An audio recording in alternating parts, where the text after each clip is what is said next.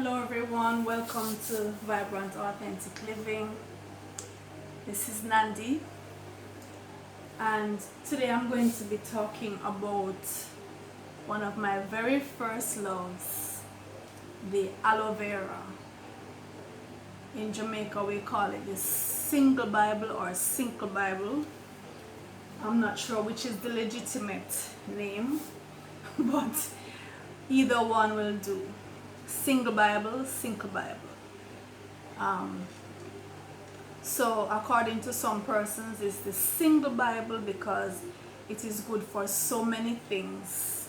It's a panacea, hence like a religious text, right? So when I just started out on my journey, on this health food journey, when I was about 13, 14, the aloe vera was one of the first herbs or plants that I became familiar with.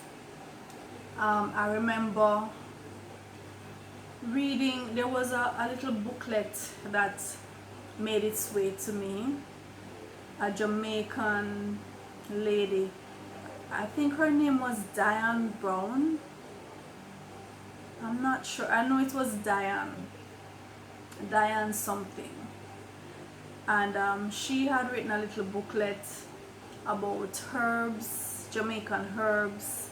And that was one of the first books that I found and started reading. And, you know, we found our way to each other because I know I was ordained to be on this journey from birth. It was just a matter of coming into being. And from a very early age, I started showing interest in this lifestyle. And I would always seek out the aloe vera. If I was on the bus and I saw it, passing, I would come off the bus and go and ask the person for some.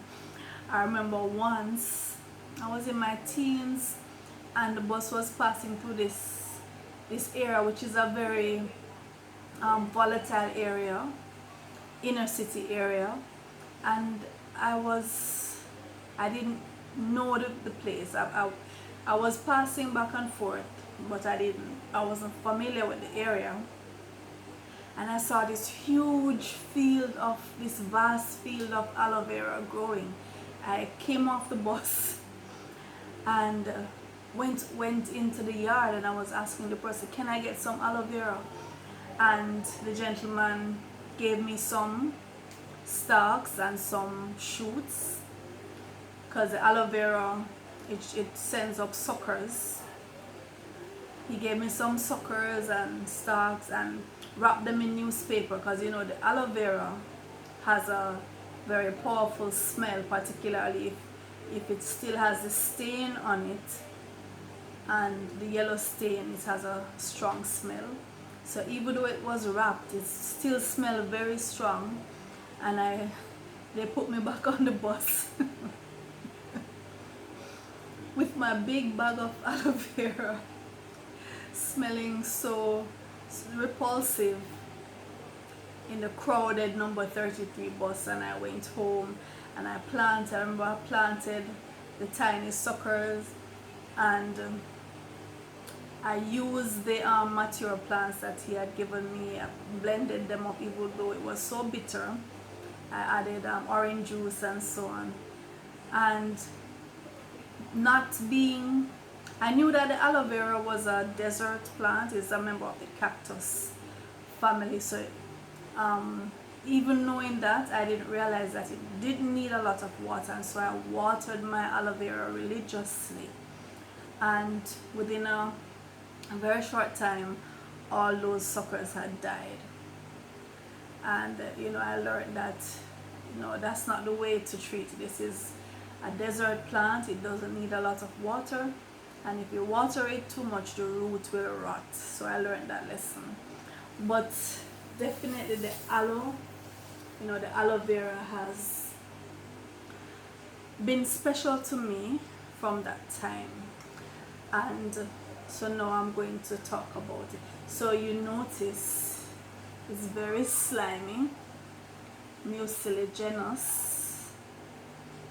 It's very slimy. This is the gel, and the stalks grow very long. So this is the this was the widest part of the stalk, and then you had the middle, and then you had the tail. So you can just get an idea of how long this stalk was, and this isn't even one of the longest ones, right? So it does grow pretty long, and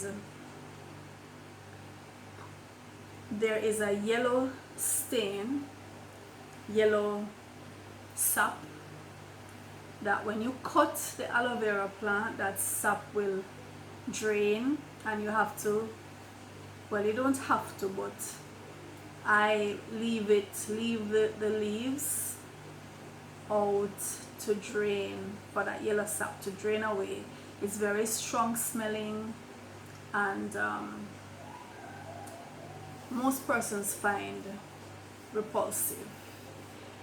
I'm not repelled by it, but I don't like the smell, so I allow that to drain away, and then I'll go back and so you slice the leaf and scrape or cut the gel. So this is the inner part of the leaf, still has some of the gel. This is the outer part of the leaf. You'll notice along the spine, well, not the spine, the sides is prickly, as a lot of cacti are prickly. So some thorns at the side, and the inside now, the aloe vera gel is thick and slimy and mucilaginous. It's a wonderful plant. It's one of those plants. There are a number of plants that different cultures have labeled the tree of life, and I believe this is one of them. The aloe vera has many uses traditionally. Well, in Jamaica we use it traditionally for digestive ailments, so it will regulate your digestive tract, so it will treat diarrhea, constipation. It's excellent for burns, whether sunburn or actual scalding or any other kind of burn. Just apply the gel directly to the skin will ease the discomfort and also make the skin heal much quicker, right? So it's a go-to plant. It cools the area and soothes the area, and if you're going out into the sun for extended time, you can apply the aloe vera beforehand to the skin. Remember to allow the yellow sap to drain, because it can be itchy. So if you allow that to stay on your skin, you might develop itchiness of the skin. The aloe vera is a natural laxative, right? So it allow the feces to go smoothly through the intestines. It's anti-inflammatory, and the aloe vera has also been used in the treatment of indigestion, piles, like I said, constipation, diabetes, and a number of other ailments. In Jamaica, whenever we feel we need a washout, as we call it, even growing up, you know, your parent, every year or twice a year, your parents would say, okay, time for your washout. The aloe vera would be one of those herbs that they'll blend up with a number of different things and give it to you, right? So that will clean out the digestive tract. When I'm taking the aloe, I use it, I blend it, so I remove the gel, just like the thick gel you see here. I remove the gel and just put it in the blender just like this, and what I'll do is I'll add orange juice.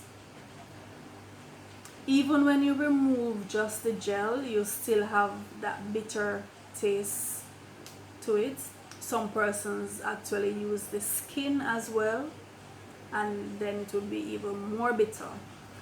I use the inner gel, and I tend to use it with citrus fruits. The citrus fruits, from my experience, are very useful in kind of neutralizing the bitterness. Whenever I combine citrus with bitter foods, bitter fruits or herbs, they kind of quell the bitterness, I've noticed. So that's how I generally have my aloe vera. And even when I didn't have a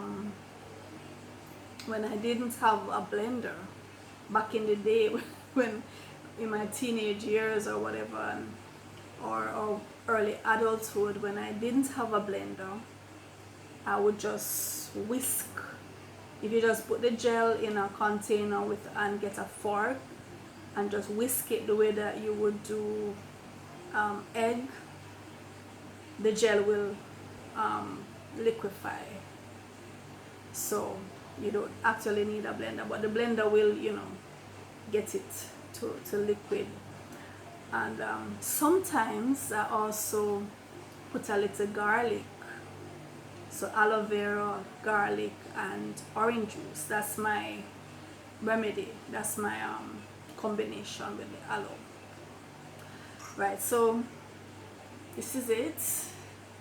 Aloe vera, in Jamaica we say single Bible or single Bible. Right, so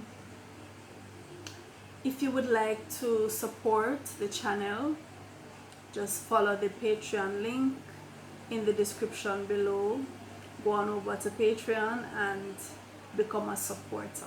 If you have not yet subscribed to Vibrant Authentic Living, please do so, and remember, share the videos so others may benefit from the information. We want as many persons as possible to be living a healthy lifestyle, making healthy choices, and including lots and lots of fruits and herbs in their diets. So share the video so others may benefit. Until next time, this is Nandi. I'll see you in the next video.